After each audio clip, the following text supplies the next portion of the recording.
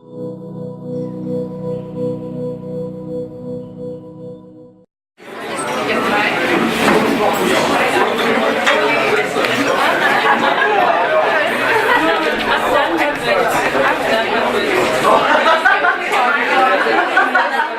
language we use in defining ourselves becomes the language that other people will always copy and use in defining us.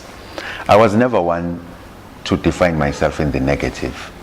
I know that it's called a disability, but anything that starts, and most of the things that start with the letters DIS, are always in the negative. Disliked, disempowered, disenfranchised. You speak English better than myself. Dishonest, discomfort. If a girlfriend drops you, you are dissed. If you fall from your wheelchair, suddenly you have dismounted. Anything with a DIS, I've always approached with caution. And I guess people with disabilities owe it to themselves first to say, are we really being defined as who we believe we should be defined as? And it begins with the terminology that society uses to define who you are. Disabled. And trust me when I say, your students with disabilities, as society defines them, wake up every single day to push themselves beyond limits. And I don't think that a person capable of doing that should really be defined in the negative. And of course, there are many other examples of people that are so-called disabled that have demonstrated to the world that with reaching deeper into their souls and sourcing that power, they literally change the world. I believe that the second lesson that I've learned is never to accept, but to always embrace. People that accept take things as they come and never shape them in any way whatsoever. It has been given to me. What more can I do about it? People that accept adopt, but people that embrace take things as they come and they shape them such that they work for them or for themselves. People that embrace adapt. I said people that accept adopt. And I was never one to adopt, especially circumstances. Because in adopting, we literally lock ourselves in a conservative prison where things always stay the same. So lesson number 2 that I've learned in these 21 years that I've spent in the wheelchair is never to accept things as they come, but to embrace them such that at the end of the day they become exactly what I want them to be. The basic definition of discipline is self-awareness. A disciplined person is self-aware than one that is not. And in learning the principles of discipline and even applying them, I've not only come to understand exactly who I am, but also the power of my potentials. I've also learned to appreciate the fact that in taking the initiative, I can achieve. What is to take the initiative? To take the initiative is not to try, but to do. To take the initiative, that's my definition of taking the initiative. Go to the library, not to the library, to the dictionary, maybe it will give you another definition. But in as far as I'm concerned, taking the initiative simply means doing and not trying to. Many people will say something like, I do not understand why I was not given a promotion or why I was not given the opportunity when I tried so much. People that try only achieve one thing: attempts. And attempts are not results, but people that do achieve results. And that's the philosophy by which I've lived my life, to always do and not to always try. And people that always say I tried are always full of excuses. And unfortunately, most people, the so-called people with disabilities, are very good at utilizing those words. Tried. I've also learned the power of leadership, self-leadership. I'm not talking about the leadership in a community hall or your leaders that always come late. I'm talking about self-leadership. The ability to show the way by going in first. Let me tell you something. I love shoes. I do. My collection of shoes is stuff of legend. And when the wheelchair came, it presented me with an opportunity that they are never going to get old.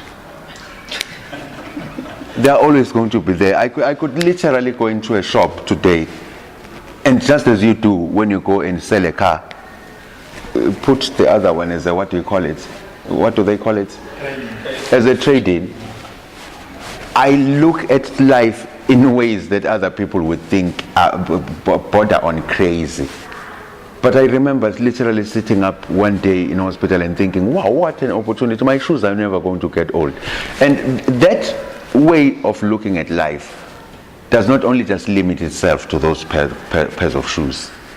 When the Premier said there is nothing that people with disabilities do, I suddenly found an opportunity to say something to him and knew that he was never going to say no to anything that I was going to be proposing, because he had already thrown the ball to my court to say, what do you want to do? I will support you with that.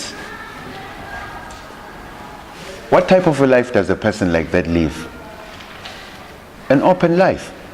Because every corner is going to present a chance to redefine myself or find myself in that situation.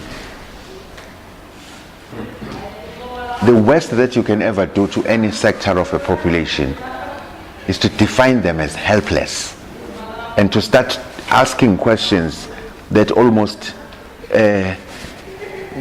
how can I put this, that almost paints a picture of a people at a corner awaiting their messiah.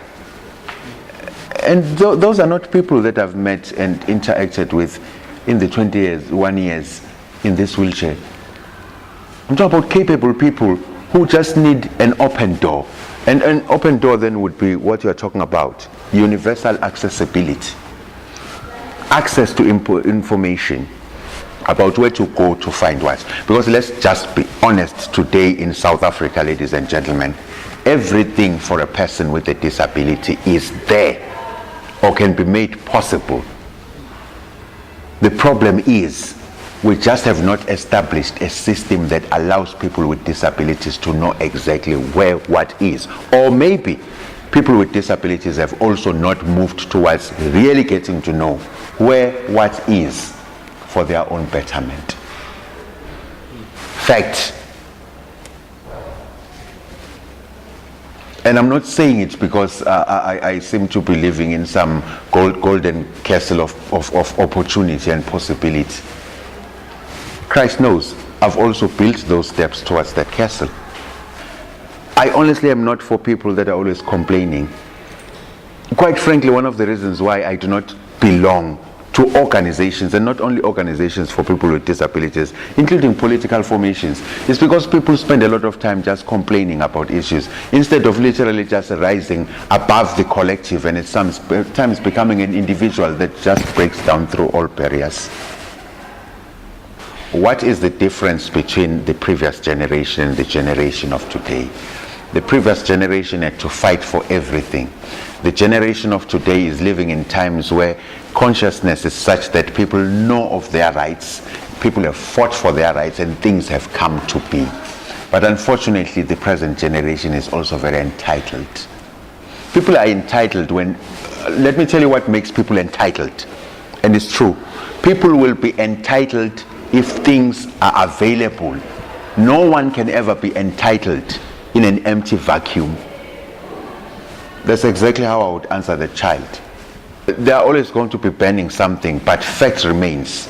They are living in a much better society than yesterday, and they'd better get that through their heads or continue banning some more. And you will forgive me. I can be very brash. I know that for sure. Maybe it's because I come from a time where there was nothing, and there is definitely a lot that is around these days. And I'm not going to be entertaining anyone that comes through and says there is nothing. I mean, do you know that these kids are growing up at a time where government is giving them houses for free in the name of reconstruction and development? They are living in an era where there is what is NEFSAS? Yes, NEFSAS. NEFSAS or NESFAS, Yes. whatever's FAS, whatever, but it's a bursary. They are given bursaries. We lived in times where NGOs would go out looking for funds just to educate a child in a community. Today they have a government that gives them bursaries to go to. They have cell phones. For goodness sake, even if they do not have airtime, they can press, please call me. Everything is there. And what do? We try to be academic about it, opportunities and all of that, backgrounds. Then we go back to the DIS, disadvantaged, previously disadvantaged, disenfranchised, disempowered. Let me tell you something, sir. You can go to hell and back. South Africa has changed, and South Africa has presented opportunities to her citizenry.